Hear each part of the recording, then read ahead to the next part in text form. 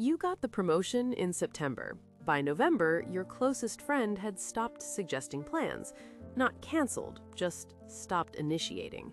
Another friend started every money conversation with, "I know you're doing well now," before you said a single word about it.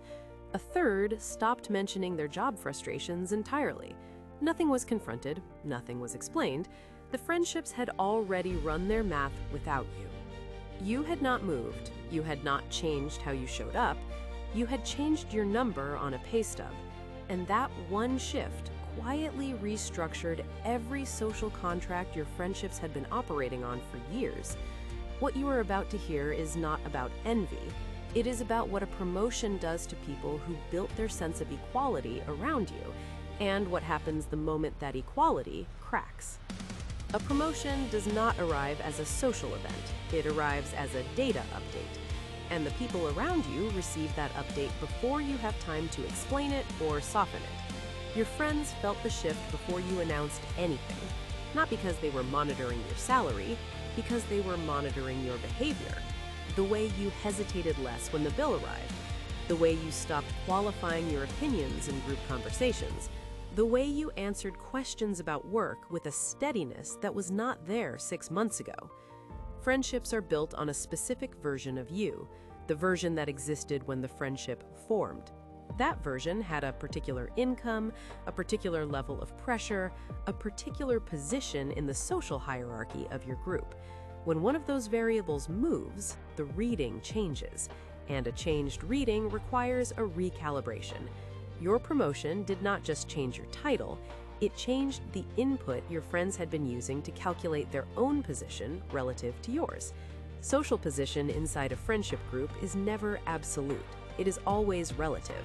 You were all measuring yourselves against each other, not competitively, not consciously, but constantly. Who is struggling more? Who has more flexibility? Who can afford to be generous? Those measurements were the invisible architecture of how your friendships operated. The moment your number changed, the architecture shifted. In the timing of a text, in the phrasing of a question, in the slight recalibration of who initiates and who waits. The friendships you have as an adult were not built on neutral ground. They were built on a shared financial reality that felt permanent because it had been consistent long enough to feel like personality. You struggled at similar levels, you split checks without the math becoming a statement. That consistency was not just practical comfort, it was identity confirmation. Every time your financial reality matched theirs, it sent a signal. You are still one of us. That signal ran continuously in the background of every interaction. It only becomes visible when it stops. And it stopped the moment you got promoted. But the roots of this go further back than your friendship. They go back to the first time you watched the adults in your life navigate a room where someone had more. You watched someone get quieter after a raise. You watched generosity get interpreted as obligation. Those early observations did not become conscious beliefs. They became social instincts, reflexes for how to behave when the financial ground shifts. Your friends are running those same instincts now, not because they chose to, because the instinct was already loaded. Your promotion pulled the trigger. The withdrawal, the qualifier, the silence about their own struggles, none of that is personal decision-making. It is childhood programming executing in an adult context. It runs the moment the familiar pattern appears. Someone they were equal to is no longer equal. The instinct knows exactly what to do with that information. Your friends are not making conscious choices about how to treat you. Your nervous systems are making survival calculations. The nervous system does not weigh history, loyalty, or shared experience. It scans for safety. It scans for the answer to one question. Is this relationship still operating on familiar ground? When you were all earning at similar levels, the answer was yes. The ground was legible. Your promotion removed the legibility, and a nervous system that loses legibility does not pause to reflect. It contracts. It creates distance. Your friend who stopped initiating plans is not punishing you. Their system detected an asymmetry and reduced exposure. The risk of feeling less, the risk of being reminded by your simple presence of a gap that did not exist 6 months ago. Your friend who qualifies every money conversation is not being passive-aggressive. Their system is managing threat by naming the asymmetry before you can. Your friend who stopped sharing their work frustrations is protecting themselves from the performance of need in front of someone who no longer shares the same pressure. Vulnerability requires perceived equality. Your promotion removed the equality, and without equality, vulnerability becomes exposure. The nervous system does not volunteer exposure, not until the new ground becomes legible again, and that takes much longer than anyone expects. There's a version of you your friends built their own self-image around. You were the one figuring it out alongside them, the one whose presence confirmed that where they were was a reasonable place to be. Your promotion did not just move you, it removed the reference point they had been quietly using to locate themselves. The recalibration looks like your friend who used to call you first, now calling someone else. It looks like plans that get mentioned after the fact. It looks like conversations that stay one register above the place where you used to meet. But there is a deeper layer. Your friends' identities were built around the story of the group, the story where everyone was in it together, where no one had visibly pulled ahead. Your promotion broke that narrative, and a group that loses narrative coherence rewrites the story. The new story needs a role for you, and the role assigned to the person who left the shared struggle is rarely flattering.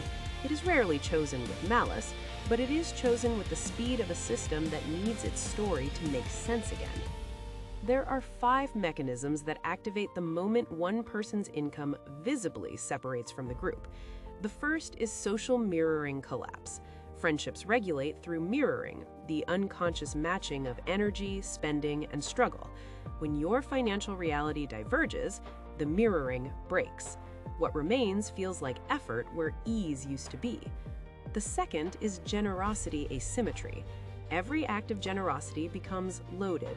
You pick up the check and it registers as a statement. Generosity inside an equal friendship is neutral. Inside an unequal one, it's a power transaction. The third is complaint exclusion. Shared complaints were the bonding currency of your friendship. Your promotion revoked your membership in that conversation. The fourth is ambition recalibration. Your friends must decide what your advancement means about their own trajectory. The ones that restructure, they don't announce it. They simply start operating on new, unspoken assumptions about who you are relative to who they are. The fifth is expectation transfer. Responsibility migrate towards the higher earner without negotiation. The assumption arrives without a conversation and begins operating as fact. Every time you meet the expectation, it raises the floor for the next one. Here is what the narrowing looks like at 6 months. The group chat still exists, but you are no longer the one who sets the tone. The spontaneous plans, the ones that used to start with a text to you first, now arrive already formed. You are added to something already decided. You start making adjustments without naming them. You stop mentioning the work trip. You stop referencing the new apartment. You learn that visibility accelerates the distance, so you compress yourself to fit a space you have already overgrown. And the compression does not feel like humility, it feels like punishment for something you were supposed to want. Your friends are narrowing too, but towards each other. The shared pressure you left behind has become its own bonding currency. Your absence from that register is absorbed as a realignment. The group has found its new center of gravity, and that center is not you. There was no confrontation, no falling out, no moment you can point to and say, that is where it changed. The friendship did not break, it reorganized. And reorganized friendships do not feel like lost ones. They feel like ones where you are perpetually slightly out of sync, where the warmth is real, but the access is reduced. You are still in the group, you are no longer in the inner register of it. There's no clean resolution to this. You cannot unpromote yourself back into the version of you the friendship was built around. You cannot return to the financial common ground that made the relationship feel frictionless. It doesn't exist for you anymore. What remains is a friendship running on history and habit. You will keep showing up, but you will keep leaving with the quiet sense that you were present in the room without being fully inside it. You moved, they stayed, and the ease, the specific relief of being known before all of this, that does not survive a promotion. It survives sameness. And sameness is the one thing you can no longer offer them.